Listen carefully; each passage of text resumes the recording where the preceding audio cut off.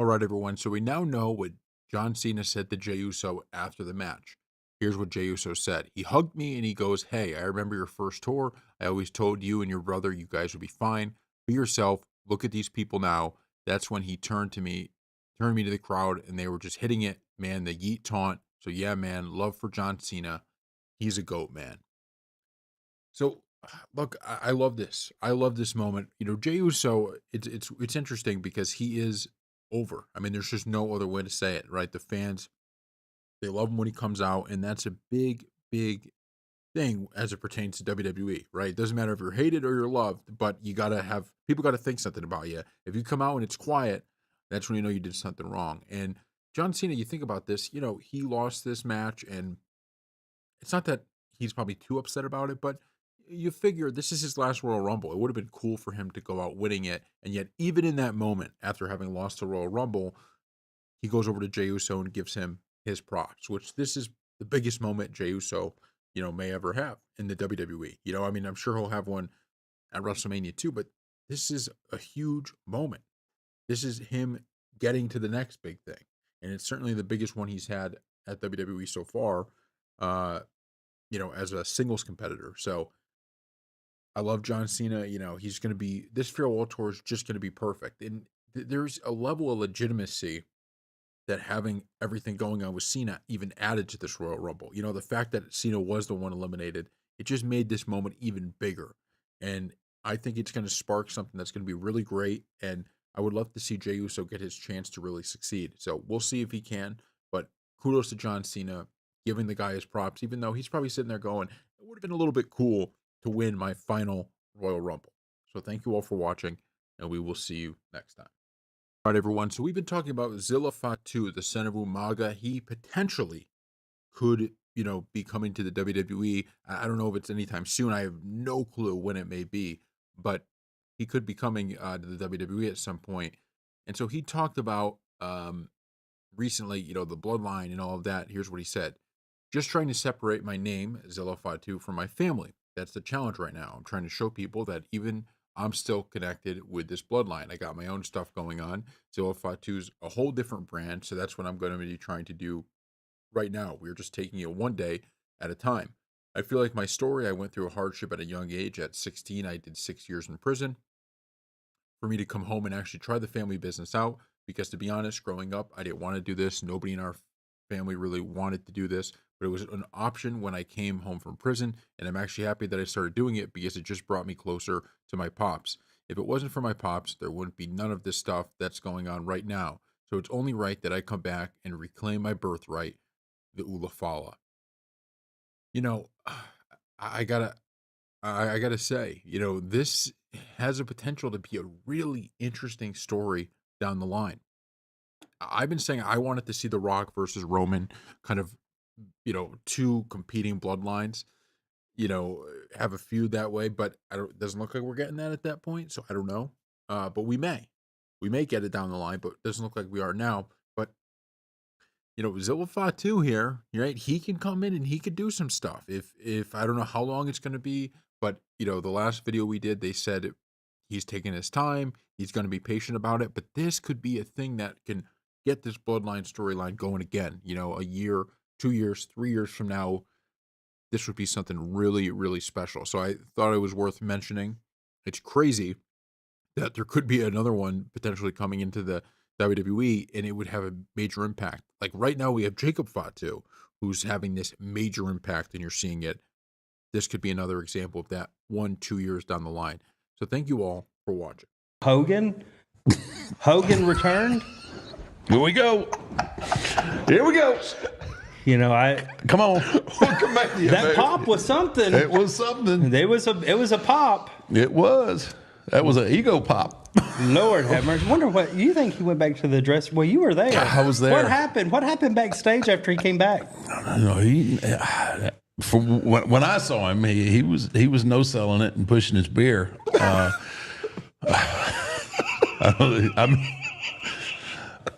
I didn't see him. I wasn't backstage when he came. Did you feel like giving him a hug afterwards? No. Here's No. Taker being a company man right Right, there.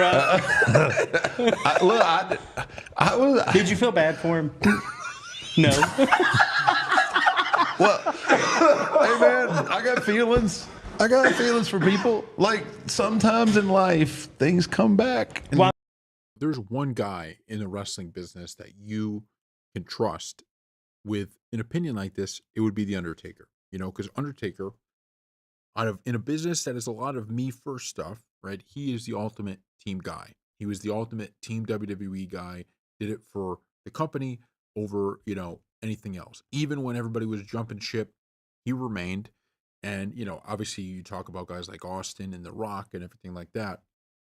They were huge stars, just like the Undertaker. There's no question. And Austin in the Attitude Era was the biggest star and the biggest moneymaker, but Undertaker was the most loyal, and he was for the longest period of time. And it's someone that you just know that when he says something, you take it with firm belief that he's not just saying it because of some personal beef, but he's saying it because of what he's seen.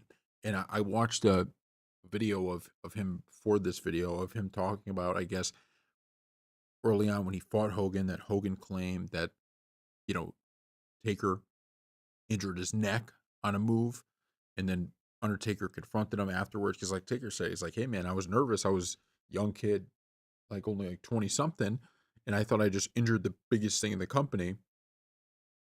Because Hogan said that, when he, I guess after the move was done, but when he watched it back, he realized that wasn't the case. And Taker's explanation on it was like, "Oh, I know what you're about now," right? And what he was saying is he's about putting on the best thing for Hulk Hogan, right? That's what Hulk Hogan was all about. And and I've never met him, don't know him personally, but when Undertaker is saying that, it certainly means something. It certainly means something. So thank you all for watching, and we will see you next time. All right, everyone. So this superstar is getting a lot of praise behind the scenes. This is from Wrestle Talk per PW Insider Elite. Owens received a lot of praise behind the scenes, both for the impressive bumps he took inside the ring as well as his role in putting the match together.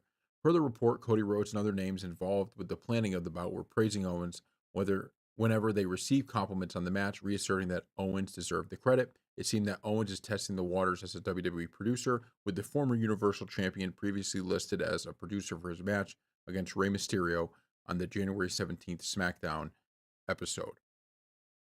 And look, I mean, he deserves all the credit in the world. We've brought this up. What they did with Cody Rhodes and Kevin Owens and Randy Orton was maybe better than any other storyline over the last 2 months. Even better than the Bloodline stuff they were doing. Seriously. I mean, you had three stars, right? There's no historical bigger guy. You got Cody, huge star, Randy Orton, a legend, and Kevin Owens, a big star in his own right. You had three guys who it just felt like they weren't, it's not that nobody wanted to see them. It's not that they weren't important in the company. Cody was the champ, but it just felt like their storylines were stale. It felt like their characters were stale. This Kevin Owens storyline turned everything inside and out. And Randy Orton, we don't even know what his is going to be because he's going to come back and he's going to be a different version of Randy Orton. But I could tell you what happened with Kevin Owens. Kevin Owens turned into a character who you may hate and you might disagree with, but that had this kind of badass mentality that you're like, when he's out there, watch out for what he's going to say. He's going at everybody. Cody Rhodes went from this guy who was champ, but he's, always saying the right things and always PG about everything in that sense, to somebody who was like vicious. I mean, he hated Kevin Owens. And you saw as time went on throughout this feud, he got more and more angry at Kevin Owens and he wanted to destroy Kevin Owens. And you saw it in that match. And that match did the same thing that CM Punk Drew McIntyre did for me, which I said that was a ladder match. That was a ladder match. That wasn't a match that could have been anything, and ladder match just happened to be the stipulation. They did a ladder match, and that's what you want to see. I said that, like I said the same thing about the Hell in the Cell, right? You have this Hell in the Cell match. There's been a ton of Hell in the Cell matches through history where you look at them and you go, that could have been You didn't even need the Hell in the Cell there. You didn't even really utilize it, and it wasn't as brutal as a Hell in the Cell should be. That one was. This ladder match, there's a ton of ladder matches through history where you're like, okay, it's cool there was ladders involved, but didn't add anything. Not to this match. This was a ladder match through and through. And it, I think, was the best thing on the whole pay-per-view. Better than the two Royal Rumbles, which were pretty good. That's how good this was. So Kevin Owens gets a ton of credit for that because he made that match relevant. The storyline made that match matter so much more than it would have had WWE not taken the risks with having Kevin Owens turn heel and all of that. So thank you all for watching. All right, everyone. So after Jey Uso and Charlotte Flair won at the Royal Rumble, there was, I guess, a lot of dislikes on the YouTube video of them winning. And so people are starting to talk about, hey, maybe the fans didn't love it. This is from WrestleOps. Jey Uso on the negative reactions online to him winning the 2025 Royal Rumble. So this is what he said on Pat McAfee show. That's them, Oos. Like, that's them. That's your opinion, Oos. You don't strap my boots every week. You're not on the road like I am every week. Like you said earlier, all the bumps, handshakes, all that sidestepping don't nobody see. All the early fights, rental cars. We ain't traveling with security guards around me. I'm in the trenches like everybody else. I don't pay no mind to that, Oos. If anything, like, I don't need none of that. I'm going to just focus right here, tunnel vision. You either hop on the train or get off the train. But there's a lot of haters out there. They talking because they can't walk it. So I'm just excited. I'm all on the positive part. I never thought I'd be at this level, but now I'm here and I've got places to go. So, it, there's nothing wrong with fans saying, hey, we don't like the decision you made here on giving him the Royal Rumble winner and probably making him champion at WrestleMania. There's nothing wrong with that. And by the way, there's a lot of fans that love it. Every time he comes out, you could see the yeet chants and how much the crowd loves him. But I think Jey Uso's mindset on this should just be, who cares? And I feel like it's kind of a no-win situation because if you don't talk about it at all, nobody, people will probably still think, you're ducking it. But if you do talk about it, people are like, well, clearly you care because you're talking about it. And that's kind of how I felt reading this quote. I'm like, you're saying you don't care, it's like they don't know what you go through, but just that's fine. Just don't worry about it at all. The idea that Jey Uso winning the Royal Rumble was the worst thing that ever happened. I feel like they're late on Jey Uso. I feel like they've been kind of prolonging until they gave him that big moment, and now they're giving it to him. And I think you could just tell by the audience in attendance, a lot of people liked it, and the fact that people are disliking it on YouTube. A lot of times these things get going on the internet, people talk about it, and then it's like, it just spreads. It just spreads. It spreads quick. And people are like, yeah, actually, I don't like that. I don't like that. Just keep putting on good shows, deliver a good match at WrestleMania, and everybody will be pumped about it. That audience at WrestleMania, if Jey Uso does win, everybody yeeting, that big moment for him, I think it's going to be worth everything. So he has the right mentality. Just keep moving forward and keep going. But this is on WWE. Put a good storyline here. Make it matter. Because right now, the Gunther title reign has it's not Gunther's fault. WWE has not been able to deliver to the level I think they should have with that. And the first time around with Jey Uso and Gunther, I don't think that clicked either. So if they're going to have this as a WrestleMania match, it's got to click. And it has to be a little bit more than, yeah, I can't beat this guy and then I finally beat him. Add a little bit more than that. Make Gunther a true heel. Make people actually dislike him. Stop having it where it's like, well, people don't know if they like or don't like Gunther. Finally deliver us something. And then that will, I think, be a great end to Gunther's title reign. And you could get back right going again and give him a chance to get that thing back. But they got to put a good storyline together here. So thank you all for watching. All right, everyone. So the Royal Rumble shattered records. This is a press release WWE released. Royal Rumble 2025 generates largest gate for any single night event in WWE history. Royal Rumble at Lucas Oil Stadium in Indianapolis shatters event gate, viewership, merchandise, sponsorship, and social records. WWE, part of TKO Group Holdings, NYSE TKO, today announced that the Royal Rumble 2025, which emanated from Lucas Oil Stadium in Indianapolis on Saturday, became the most successful and highest grossing Royal Rumble event in company history. Highlights include Gate. Royal Rumble 2025 generated the largest gate for any single night event in WWE history. Saturday's PLE, which drew 70,342 fans to Lucas Oil Stadium, is only behind WrestleMania 40 Saturday and Sunday for any single night gate. Viewership: Royal Rumble 2025 set the event's all-time viewership record, up nearly 14% domestically, distributed on Peacock from last year's record-setting audience. International viewing numbers are up even higher year over year, with Royal Rumble shifting to Netflix globally. Merchandise: in partnership with Fanatics, merchandise sales were up more than 95% versus the previous Royal Rumble record set last year in 2024, making it Royal Rumble 2025 the highest grossing non WrestleMania event of all time. Sponsorship. Sponsorship revenue was up 94% versus the previous record set in 2024. Royal Rumble featured 14 total partners with 100% of the matches sponsored. Social. Royal Rumble 2025 set a record for the most social media views in Royal Rumble history. WWE superstar Braun Breaker spearing popular streamer IShowSpeed became the most viewed Royal Rumble social post of all time, generating more than 300 million social views in less than 24 hours. Royal Rumble 2025 marked the first premium live event to take place in Indianapolis as part of a first in kind partnership struck last year with Indiana Sports Corp that will see WWE's three largest stadium events, WrestleMania, SummerSlam, and Royal Rumble, take place in Indianapolis. The record breaking event was highlighted by WWE superstar Charlotte Flair and Jey Uso winning the Royal Rumble matches to earn world title bouts at WrestleMania. So I wanted to read this because it just goes to show you WWE is a rocket ship right now. And they get it. They just simply get it. They understand how to grow this thing. It's becoming global, all of that. Now, you got to focus on the product. You got to keep the product up to, par. But they get it. They're with Netflix. They're expanding this thing. People are coming to the events and they're pumped. We're starting to get that era similar to the Attitude Era, where it's hitting pop culture in an even different way. It's kind of setting its own terms. It's like you have all these stars in the crowd, but they're coming to see WWE. It's not WWE, begging for relevance. WWE is simply relevant. And Royal Rumble, I thought, if you're Triple H and you're like, okay, we had a great viewership, we had great this, we had great that. This is the perfect way to get people to watch wrestling, because Royal Rumble was a fantastic pay-per-view. And it probably, to be completely honest with you, was even better for people who aren't hardcore wrestling fans, because I think there was a lot of excitement. I think for a lot of us hardcore wrestling fans, we're kind of like always waiting for this huge, massive moment like we saw at WrestleMania, when the average fan, they probably are just looking for cool matches and cool, moments like the I Show Speed moment and stuff like that. So good on WWE. That's all I can say about it. So thank you all for watching, and we will see you next time.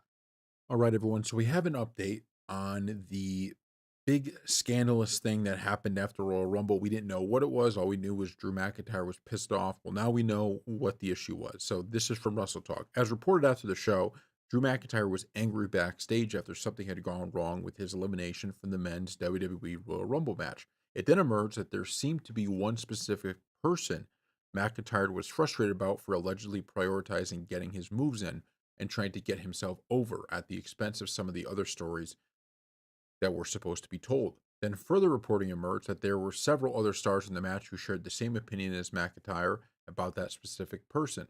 In a new update reported by PW Insider Elite, the source of the frustration appears to have been timing issues involving LA Knight. The elimination of McIntyre by Damian Priest was originally planned to happen before Logan Paul had come to the ring as the number 30 entrant. However, according to the report, there were several sequences involving Knight that went longer than planned, which delayed the elimination of McIntyre. Those timing issues meant Paul came out and entered the match before McIntyre was eliminated, so that order of events was completely thrown off because McIntyre should have been out before Paul came in. When Paul got in the ring, he went straight into his planned spots, which included one with LA Knight. Paul and Knight being in the middle of the ring for that spot essentially got in the way of Priest eliminating McIntyre as they bumped into Paul and Knight on their way across the ring.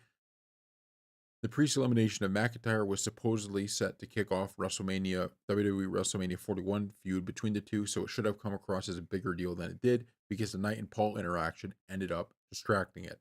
So this is going to be an interesting moment for Triple H, because Triple H is in almost a no-win situation with the kind of talent that's on this roster. You have someone as talented as LA Knight, you have someone as talented as Damian Priest, you have someone as talented as Drew McIntyre, and none of them, most likely, are going to be in the main event of WrestleMania competing for a championship.